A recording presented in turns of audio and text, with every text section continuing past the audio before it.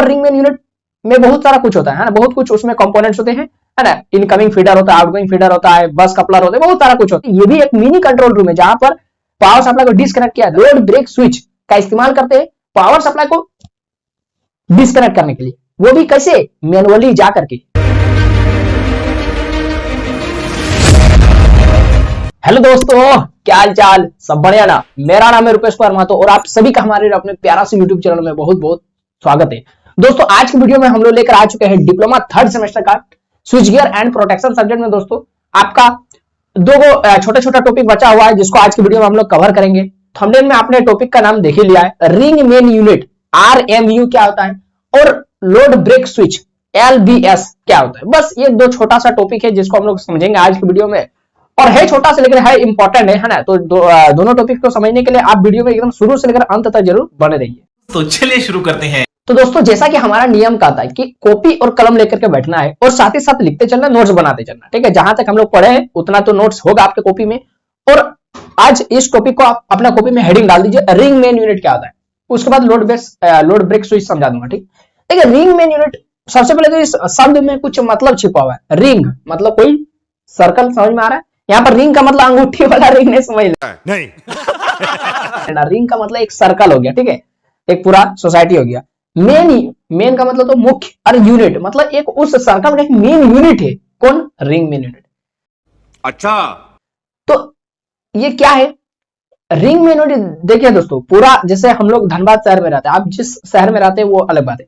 जैसे हम लोग धनबाद शहर में रहते हैं तो धनबाद शहर में पूरा नेटवर्क बिछा हुआ है, बिजली का तार का, इलेक्ट्रिक लाइन का, है ना, पावर लाइन का।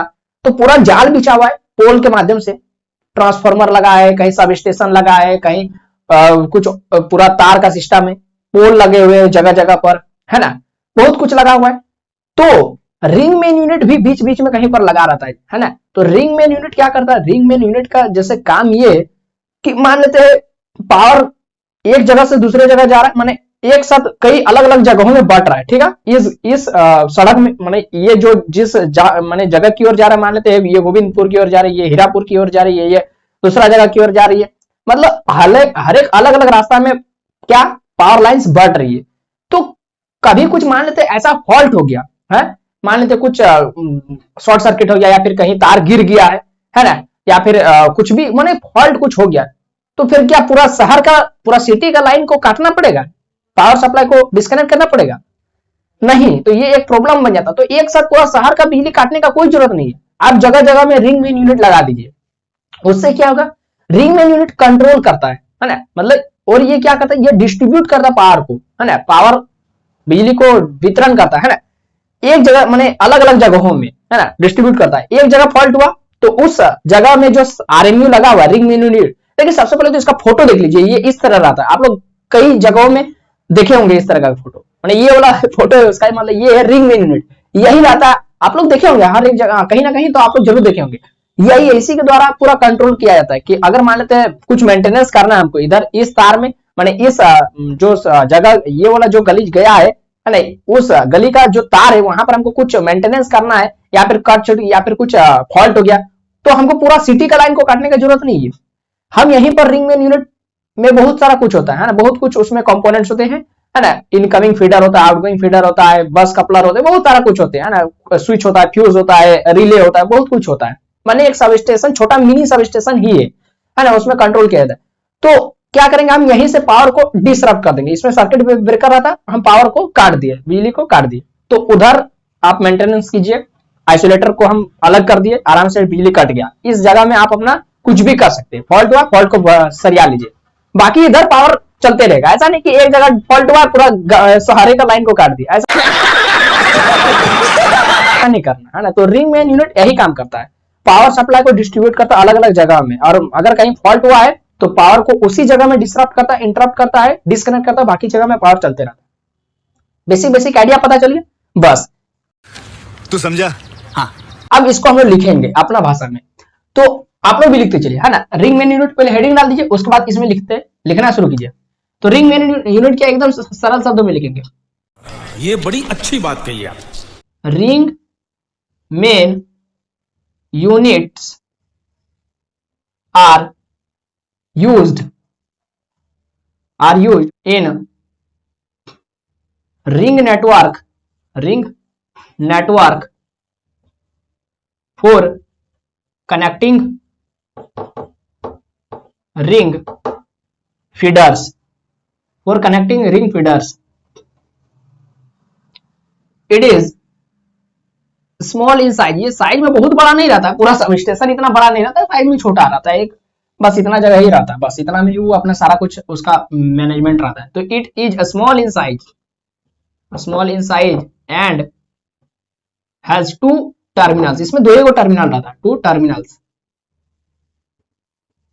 Incoming and outgoing. इसका एक डायग्राम भी मैं आपको छापकर दिखाऊंगा, है ना, एक सिमेट्रिक डायग्राम उसको भी छाप करके दिखाऊंगा। फुल स्टॉप, ठीक है। तो इट कॉन्सिस्ट्स ऑफ तो यहां पर इट की जगह में आप आरएमयू लिखिए, बढ़िया रहेगा। RMU ring main unit कॉन्सिस्ट्स of क्या? इनकमिंग फीडर का मतलब क्या दोस्तों? फीडर आगे के वीडियोस में आप लोग अच्छा तरीके से समझेंगे। फीडर आपके सिलेबस में अच्छा तरीके से पढ़ने वाला है ना, तो फीडर को हम लोग आगे के वीडियोस में अच्छी तरीके से कवर करेंगे। फिर भी फीडर का जो बेसिक जानकारी वो मैं अभी आपको बताऊंगा, पहले लिखने दीजिए, आप लोग भी लिखिए। तो RMU consist of incoming feeder outgoing feeder, है ना। मतलब क्या यहाँ पर लिखवाया जा रहा है, इसमें लिखा जा रहा है कि आरएमयू में होता क्या क्या उसके अंदर में components, and outgoing feeder and क्या है? बस कपलर। ये बस कपलर क्या होता है दोस्तों? मतलब क्या होता है सर? बस कपलर का मतलब बस बार को जोड़ने वाला, फुल स्टॉप, ठीक है। अच्छा, तो इसका मतलब समझ लीजिए, RMU consist of incoming feeder, outgoing feeder and bus coupler. Incoming feeder जो इनकमिंग तो समझ रहे हैं ना, मान लेते हैं आपके घर में सप्लाई मैंने मेन स्विच जहां पर है, तो वहां पर 2 तार रहेगा, एक इनकमिंग जो आ रहा है और एक निकलेगा आउटगोइंग, 2 टर्मिनल है। उसी तरह से आरएमयू में भी 2 टर्मिनल होता है, एक इनकमिंग जो उसमें आया घुसा और एक निकला outgoing terminal. And bus coupler का मतलब होता है बस बार को कपलिंग करने वाला। कपलिंग का मतलब होता है, देखिए हम लोग ये किसमें एनालॉग डिजिटल इलेक्ट्रॉनिक्स में पढ़े थे, एनालॉग इलेक्ट्रॉनिक्स में ऑप्टो कपलर है ना, जो 2 इलेक्ट्रिकल सिग्नल को ऑप्टिकली जोड़ता था, जोड़ने वाला। उसी तरह से यहाँ पर बस कपलर मतलब 2 बस बार को जोड़ेगा, 2 या 2 से अधिक बस बार को जोड़ेगा। आगे इसकी वीडियोस में आपको बस बार ये सब कुछ सब स्टेशन सब कुछ डिटेल में पढ़ना है ना, तो थोड़ा सा खाली धीरज रखिए, सब समझ में आएगा, एकदम पूरा हर एक चीज समझ जाइएगा। तो ये हो गया, इट हैज इंटरनल क्या? Circuit breaker. इसमें एक इंटरनल सर्किट ब्रेकर भी होता है, एक क्या बहुत सारा सर्किट ब्रेकर होता है। जैसे ये डिब्बा को अभी मैंने पिक्चर दिखाया ना, तो उस डिब्बा को गेट को जैसे खोलेंगे ना, तो आपको बहुत सारा कुछ उसके अंदर में है ना दिखेगा, बटन, बहुत सारा बटन दिखेगा। It has internal circuit breaker, full stop. It is mainly used to disconnect power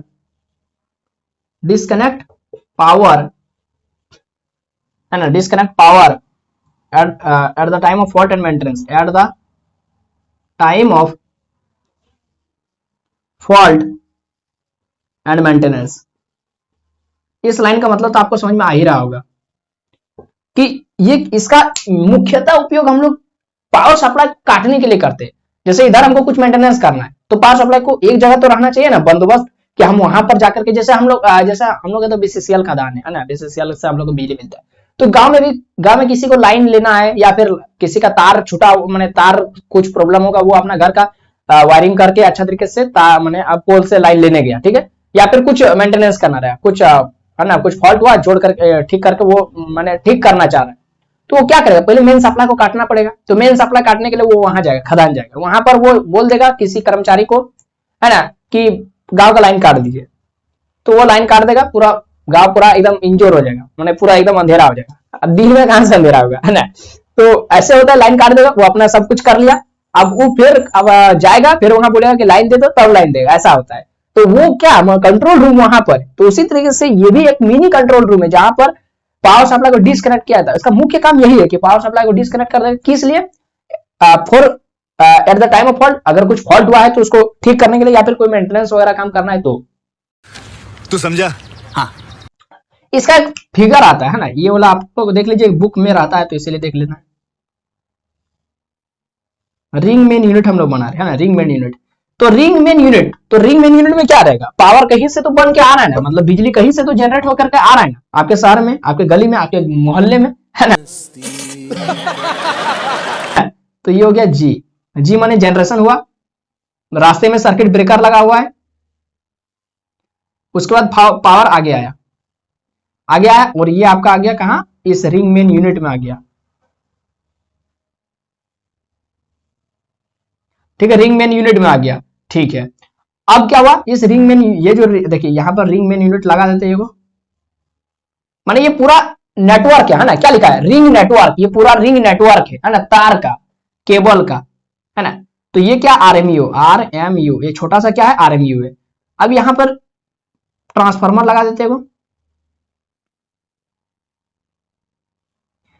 transformer आपको जिधर लाइन लेना है ले जा सकते हैं, पावर जिधर लेना है करंट आप ले जा सकते हैं, है ना, सप्लाई जिधर लेना है, इधर भी एगो ट्रांसफार्मर लगा करके आप सप्लाई इधर भी ले जा सकते हैं। ठीक है, इधर भी ले जा सकते हैं। मैंने ट्रांसफार्मर का बेसिकली हम लोग किस लिए लगाया था ट्रांसफार्मर, ताकि ये क्या हुआ, जनरेशन होकर के सीधे पावर इस रिंग नेटवर्क में आया, है ना। इस ये हो सकता है कोई सब स्टेशन होगा तो यहां तक आया। अब ये हाई वोल्टेज में आता है, क्योंकि जनरेशन जो पावर होता है वो हाई वोल्टेज में होता है, लाखों का वोल्टेज, मान लेते 132 केवी का है ना, 132 केवी का है, 1,32,000 वोल्ट का है, तो वो यहां आया। अब मान लेते आपको कहीं पावर लेना है तो क्या सभी जाएगा, नहीं, इतना वोल्टेज नहीं जाएगा, ट्रांसफार्मर लगा दे ताकि वो हाई वोल्टेज को लो वोल्टेज में कन्वर्ट कर देगा। तो मान लेते 66,000 वोल्टेज आया, तो 66,000 वोल्टेज को ये क्या कर दिया, ये क्या कर दिया, 11 केवी में कन्वर्ट कर दिया, है ना, 11 केवी 66 केवी बाय 66 केवी। तो 11 केवी को माने 66 केवी का पावर आया, उसको 11 केवी में कन्वर्ट कर दिया और चला गया अपना। उसी तरह इधर भी ट्रांसफार्मर लगा हुआ है, इधर भी ट्रांसफार्मर लगा देते हैं, आपको चारों तरफ आप ले जा सकते हैं, किधर भी आप ले जा सकते हैं, आपका मन, हम ट्रांसफार्मर लगा दिया, आपको जिधर पावर लेना आप ले जा सकते हैं। ठीक है, अब यहां पर हम लोग क्या करते हैं, ये जनरेशन, कोई बोलेगा कि एक और यहां पर के फीडर, तो ये देखिए फीडर, यहां पर एक वर्ड आया था, फीडर क्या होता है, फीडर वो होता है, फीडर भी एक ट्रांसमिशन लाइन ही है, लेकिन वो लाइन जिससे डायरेक्ट आप सप्लाई नहीं ले सकते, जिससे 11,000 वोल्टेज के तार में आप दो ऑक्सा लगा करके करंट लेंगे अपना घर में, क्या बात है सर, क्या बात है सर, पावर लेंगे, नहीं ना, उड़ा देगा, घर का जितना सामान है सब उड़ जाएगा। तो 11,000 में सीधे जाकर के सटा नहीं देते दो तारे को, फेंक एक न्यूट्रल, नहीं तो पूरा खत्म नहीं हो जाएगा। तो 11,000 वाला तार आया, किसी ट्रांसफार्मर में गया जो पोल में है, माउंट है, पोल में लगा हुआ है, उस ट्रांसफार्मर का माने आउट, अरे कहना क्या चाहते हो, माने आउटपुट टर्मिनल 3 गो रहता है ना, 3 गो फेज का रहता है, एगो न्यूट्रल भी रहता है ना, एक ग्राउंड वायर भी रहता है। तो आप टोटल 4 गो तार वहां से आगे बढ़ता है और आपका गली मोहल्ले गांव तक जाता है। उसके बाद वो 4 गो तार में से आप फेज न्यूट्रल लगा करके अपना गांव में माने अपना घर में सप्लाई ले लीजिए। ऐसा डायरेक्ट नहीं कि 11,000 तार में डायरेक्ट जाके ऑस्का लगा दिए, है ना, 2 गो तार जाकर सटा दिए, ऐसा नहीं, तब तो खत्म हो जाएगा है ना, शॉर्ट सर्किट हो जाएगा, आपको तार भी जलेगा और माने घर का भी सामान जलेगा, जो 11,000 वोल्टेज आ रहा है उसको भी आप खत्म करवाएंगे, है ना। तो ये अनुमति नहीं है। तो वो जो 11,000 वोल्टेज का तार आया उसको बोलेंगे फीडर, है ना, जहां से आप डायरेक्ट सप्लाई नहीं ले सकते।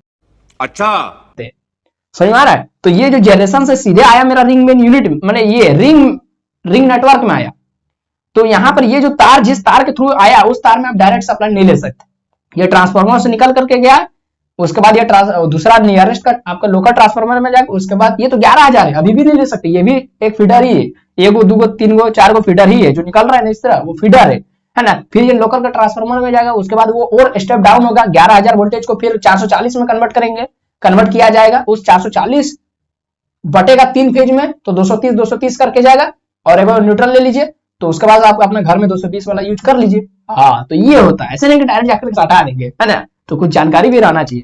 तो कोई बोलेगा कि यहां पर एक और जगह से जनरेट होकर के पावर आ रहा है, ठीक है, एक और जगह से ले आइए, लेकिन सर्किट ब्रेकर बीच में लगा लेना है। तो ये जनरेशन 2 जगह से आ रहा है, इसको G1 मान लेते हैं, इसको G2 मान लेते हैं, है ना। तो ये 2 जगह से आया, अब जहां से आया उतना आपको ये RMU लगाना पड़ेगा, ठीक है। ये हो गया RMU1,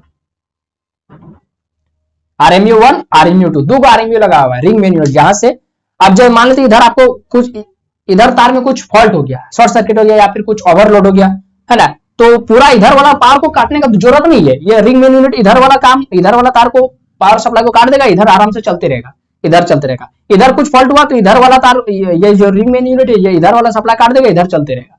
ये काम है, ठीक है। अलग अलग डायरेक्शन में पावर को डिस्ट्रीब्यूट करता है कौन, रिंग मेन यूनिट। तो ये हो गया दोस्तों रिंग मेन यूनिट, छोटा सा चीज था लेकिन जानना जरूरी था, इसलिए मैंने बता दिया। चलिए अब हम लोग देखते हैं लोड ब्रेक स्विच क्या होता है, उसको समझते हैं।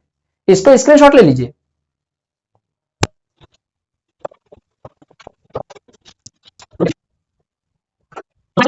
तो दोस्तों अब देखते हैं लोड ब्रेक स्विच क्या था, LBS, load break switch.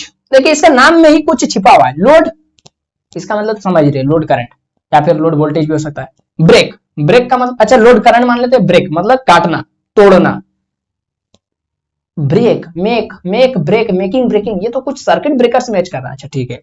Switch, switch है तो सर्किट ब्रेकर भी तो एक इलेक्ट्रोमैकेनिकल स्विच है, एक इलेक्ट्रॉनिक स्विच है। तो मतलब आपको कुछ समझ में आ रहा है। LBS, पहले तो इसका पिक्चर देखिए, ये वाला गूगल से मैं आपको डाउनलोड करके दिखा रहा हूं, ये वाला इसका फोटो है। अब देखिए, है ना, ये लोड ब्रेक स्विच क्या, लोड ब्रेक स्विच दोस्तों ये एक ऐसा सर्किट ब्रेकर है, ये भी एक सर्किट ब्रेकर है, लेकिन ये कौन सा सर्किट ब्रेकर जो ऑटोमेटिक पावर सप्लाई, जो मैनुअली पावर सप्लाई को डिस्कनेक्ट करता है। मतलब इसको जा करके आपको पावर सप्लाई को डिस्कनेक्ट करना पड़ेगा जा करके। अच्छा, load break switch, load break switch क्या है, एक सर्किट ब्रेकर ही है, लेकिन इसका इस्तेमाल करते हैं पावर को डिस्कनेक्ट करने के लिए मैनुअली, माने मनुष्य के द्वारा, है ना। तो ऐसा बात नहीं कि लोड ब्रेक स्विच खाली मैनुअली ही, ये माने जितना भी लोड ब्रेक स्विच है सब मैनुअली ही होता है, नहीं, कुछ कुछ आपका ऑटोमेटिक भी होता है। ऑटोमेटिक जो लोड ब्रेक स्विच ऑटोमेटिक काम करता है उसको हम लोग सर्किट ब्रेकर नाम दे दिए, सर्किट ब्रेकर, है ना। बहुत सारा सर्किट ब्रेकर है, एयर ऑयल सर्किट ब्रेकर है, आपका SF6 सर्किट ब्रेकर है, आपका वैक्यूम सर्किट ब्रेकर है, आपका बहुत सारा सर्किट ब्रेकर है। तो सर्किट ब्रेकर में क्या होता है, एक इलेक्ट्रोमैग्नेटिक कॉइल होता है जो उस मूविंग कॉन्टैक्ट को अपनी ओर खींचता है। ट्रिपिंग मैकेनिज्म याद आ रहा है कुछ, हाँ, तो ट्रिपिंग मैकेनिज्म खींचता था जिस कारण से मूविंग कॉन्टैक्ट फिक्स्ड कॉन्टैक्ट से अलग हो जाता था, आर्किंग होता था, चिंगारी बनता था, फिर चिंगारी बुझ जाता था, है ना। कुछ आर्क को बुझाने का मैकेनिज्म होता था जो मैंने प्रीवियस वीडियोस में आपको बताया। तो ये भी वो तो सर्किट ब्रेकर हो गया। सर्किट ब्रेकर का मेन 3 चीज होता है, ऐसे तो होता 2 ही होगा, एक मूविंग कॉन्टैक्ट और फिक्स्ड कॉन्टैक्ट, और एक होता है उसका इलेक्ट्रोमैग्नेटिक कॉइल, है ना, जो उसको ट्रिपिंग मैकेनिज्म प्रोवाइड करता है।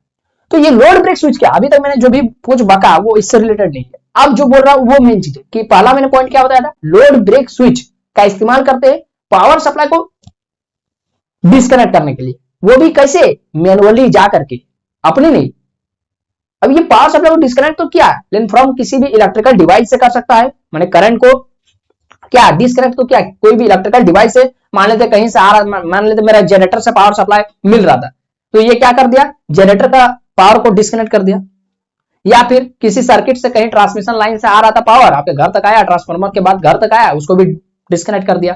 तो ये मैनुअली अब क्यों करता है, कई कारण हो सकते हैं, कोई फॉल्ट हो गया तो उसकी वजह से, कोई मेंटेनेंस करना है उसकी वजह से आपको पावर सप्लाई को डिस्कनेक्ट करना पड़ता है ना। हाँ, तो डिस्कनेक्ट करने के लिए, इलेक्ट्रिक करंट को डिस्कनेक्ट करने के लिए लोड ब्रेक स्विच का इस्तेमाल करते हैं। लेकिन ये एक ऐसा लोड ब्रेक स्विच है जो आप मैनुअली काम करता है जा करके, ठीक है, मनुष्य के द्वारा। लेकिन ऐसा बात नहीं कि सभी लोड ब्रेक स्विच मैनुअली ही होता है, आप ऑटोमेटिक भी अभी का समय में आने लगा है, जिसको हम लोग सर्किट ब्रेकर बोलते हैं। कुछ नहीं, उसमें खाली वो इलेक्ट्रोमैग्नेटिक कॉइल होता है बस। अब ये जो लोड ब्रेक स्विच है, इसका कई फीचर्स है, जैसे है तो क्या, एक स्विच है और ये एक सर्किट ब्रेकर भी है। तो सर्किट ब्रेकर का जितना भी फीचर है वो इसका फीचर हो जाएगा। जैसे क्या, ये क्या करता है, आर्क को बुझा सकता है, पहला इसका फीचर हो गया कि इसमें आर्क को बुझाने का प्रॉपर्टी होता है। दूसरा क्या है, दूसरा ये लोड ब्रेक स्विच है दोस्तों। दूसरा क्या है, दूसरा इसमें जो करंट को लिमिट करने का इसमें प्रोविजन रहता है, मतलब आप उसमें फिक्स कर सकते हैं, सेट कर सकते हैं, है ना, सेटिंग कर सकते हैं कि इतना से ज्यादा करंट जाएगा तबे हम उसको, माने ये ऑपरेट करेगा, इतना से ज्यादा करंट जाएगा तबे ये ऑपरेट करेगा। जैसे क्या सर्किट ब्रेकर में क्या होता है कि हम फिक्स कर देते हैं, हम कितना वोल्टेज का सर्किट ब्रेकर लेके आए, है ना, कि इतना वोल्टेज, इतना करंट जाएगा, 100 एम्पियर से ज्यादा करंट जाएगा तो मूविंग कॉन्टैक्ट फिक्स्ड कॉन्टैक्ट से अलग हो जाएगा। मैंने इलेक्ट्रोमैग्नेटिक कॉइल, मतलब पूरा ट्रिपिंग मैकेनिज्म रहता है ना, जिसके बारे में मैंने प्रीवियस कई वीडियोस में मैंने आपको अच्छी तरीके से समझाया है ना। अगर आप मेरे कंटिन्यूअस व्यूअर है तो आपको सब कुछ पता होगा कि कैसे सर्किट ब्रेकर वर्क करता है, कैसे ट्रिपिंग मैकेनिज्म के through moving contact fixed contact से अलग होता है और पावर डिस्कनेक्ट हो जाता है ना। तो उसी तरीके से लोड ब्रेक स्विच का पहला क्या फीचर बताया, मैंने एग्जाम में अगर आएगा तो ये सब लिखना पड़ेगा, इसलिए मैं आपको बता रहा। पहला क्या इसका फीचर कि इसमें आर्क को बुझाने का प्रॉपर्टी होता है। दूसरा क्या है, दूसरा मैंने क्या बताया कि इसमें करंट लिमिटर लगा रहता है, माने करंट लिमिटर इसमें होता है ना, इट हैज करंट लिमिटर। तीसरा क्या है कि इसमें इनबिल्ट एचआरसी फ्यूज रहता है। हाँ, जैसे आप लोड ब्रेक स्विच को खरीद के लाए ना, उसमें पहले से एचआरसी फ्यूज रहेगा। हाँ, फायदा है ना, पहले से आपको फ्यूज मिल जा रहा है, तो ये वो काम तो हो ही गया है ना। पावर सप्लाई, अब जैसे आएगा माने कोई भी फॉल्ट हुआ फ्यूज उड़ जाएगा, है ना, फॉल्ट करंट आएगा तो फ्यूज उड़ जाएगा। तो इस तरीके से स्विच का काम करता है। तो कुछ नहीं, इतना अगर आपको नहीं समझ में आया तो एक बार मैं लिख देता हूं, उससे समझ में आ जाएगा एकदम सरल शब्दों में। तो आप लोग भी लिखते चलिए, है ना। Load break switch is used to disconnect electrical current it is used to disconnect power supply भी लिख सकते हैं या फिर इलेक्ट्रिकल करंट भी लिख सकते हैं फ्रॉम इलेक्ट्रिकल करंट मैनुअली। हाँ, मैनुअली यहाँ पर क्या लिखिए, पावर सप्लाई लिखिए, वो बढ़िया है। उसके बाद इलेक्ट्रिकल करंट लिख देंगे दूसरा वाला लाइन में। तो load break switch is used to disconnect power supply manually. ये मेन पॉइंट है ना। अगर आपको एमसीक्यू में भी पूछा जाता है कि load break switch is operated, है ना, automatically, manually, both, none of that, तो मेन इसका जो है वो मैनुअली ऑपरेट करता है। ठीक है, फुल स्टॉप। तो it disconnects the electrical current. कुछ नहीं, बहुत आसान है। आप लोग जो सोच रहे हैं कि बहुत हार्ड चीज हम लोग पढ़ रहे हैं, कुछ नहीं। एक मैंने शुरू में बताया ना, एक छोटा सा 2 टॉपिक बचा उसको कर लेते, फिर ये वाला यूनिट खत्म हो जाएगा। तो it disconnects the electrical current from an electric device, है ना, डिवाइस और सर्किट से आने वाली इलेक्ट्रिक करंट को ये डिस्कनेक्ट करता है, फुल स्टॉप। अच्छा, और क्या है इसका क्या है, और क्या खास बात है कि it has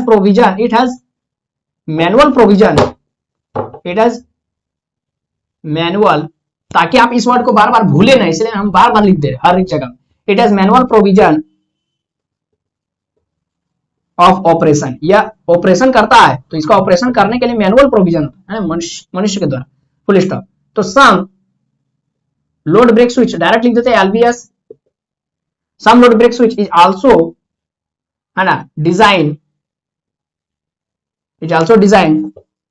to operate automatically. ऐसा बात नहीं कि ये खाली मैनुअली होता है, ऑटोमेटिकली भी इसको डिजाइन, ऑटोमेटिकली काम करने के लिए भी इसको डिजाइन किया गया है ना, ऑटोमेटिकली हैविंग। उसमें कुछ नहीं, ऑटोमेटिक, किसी भी चीज को आपको ऑटोमेटिक करना है ना, खाली उसमें इलेक्ट्रोमैग्नेटिक कॉइल लगा दीजिए। हैविंग इलेक्ट्रोमैग्नेटिक कॉइल,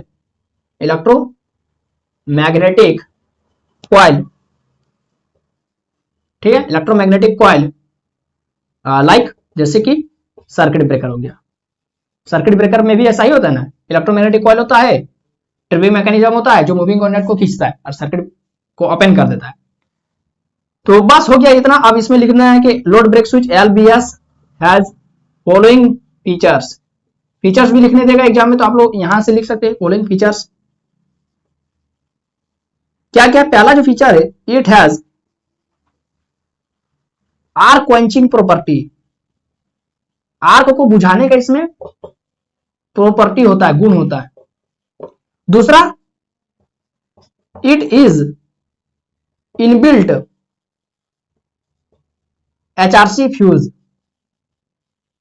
है ना, it is inbuilt high rapturing capacity fuse. इसमें इनबिल्ट रहता है पहले से, या इनबिल्ट HRC फ्यूज। अच्छा, तीसरा क्या है? It has current limiter. इसमें करंट लिमिटर भी होता है, करंट को लिमिट करने का प्रोविजन भी होता है। It has current limiter provision भी होता है। तो ये हो गया दोस्तों आपका लोड ब्रेक स्विच, ये आपका हो गया। बस इसमें कुछ खास नहीं है, यही 2 छोटा सा टॉपिक बचा हुआ था। अब आपका यूनिट खत्म हो गया। ये अब दोस्तों जो हमारा है, जो आप लोगों को मैं पढ़ाऊंगा, वो है प्रोटेक्टिव रिले। उसमें हम लोग रिले का टाइप्स वगैरह देखेंगे। मैंने देखिए इतना लेट क्यों लगा, समझ रहे है ना, इतना लेट क्यों लग रहा है? क्योंकि ये जो 2-3 को जो यूनिट है ना, बहुत बड़ा बड़ा यूनिट है। लेकिन इसके जैसे हम लोग यूनिट 5-6 को क्रॉस करेंगे, छोटा छोटा यूनिट आ जाएगा। एक वीडियो में पूरा यूनिट खत्म, 2 को वीडियो में यूनिट खत्म। ये हुई ना बात। समझ में आ रहा है? बहुत छोटा छोटा यूनिट है, लेकिन ये जो 1 2 3 ये 4 जो यूनिट है बहुत बड़ा बड़ा यूनिट है। इतना सारा टॉपिक ठोस ठास के भर दिया ना कि यूनिट खत्म नहीं हो रहा। आप लोग सोच रहे कि इतना दिन हो गया अभी तक यूनिट 3 में, तो टॉपिक देखिए बहुत सारा टॉपिक है ना। ये वो वीडियो मैंने एक यूनिट को खत्म करने के लिए 7 8 वीडियो बनाना पड़ रहा है, समझे? अच्छा, और सब एक घंटा का वीडियो, ऐसा नहीं कि मैं एक टॉपिक पढ़ा रहा पार हो जा रहा, नहीं, उसमें अच्छे तरीके से मैं समझा रहा, एकदम कॉन्सेप्ट को क्लियर कर रहा। बात तो सही है। तो आई होप आपको ये वीडियो समझ में आया होगा। अगर वीडियो पसंद आया तो लाइक कर दीजिए, चैनल पर नया है तो सब्सक्राइब कर देना है, और अपने दोस्तों में भी वीडियो के लिंक को शेयर कर देना है। तो फिर मिलते हैं नए वीडियो में, तब तक आप लोग पढ़ते रहे। जय हिंद, वंदे मातरम।